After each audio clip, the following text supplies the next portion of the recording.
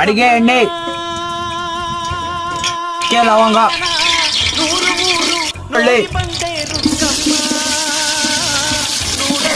ಹಸಿಮೆಣಸಿನ್ಕಾಯಿ,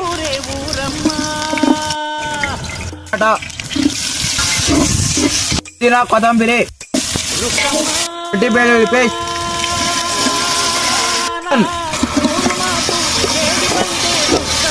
ಅರಿಶಿಣ, ಉಪ್ಪು, ಮಾಡಿರೋ ಒಣಮೆಣಸಿನ್ಕಾಯಿ ಪೇಸ್ಟ್, ಹೀರೋ ಪೌಡ್ರು, ಮಸಾಲ,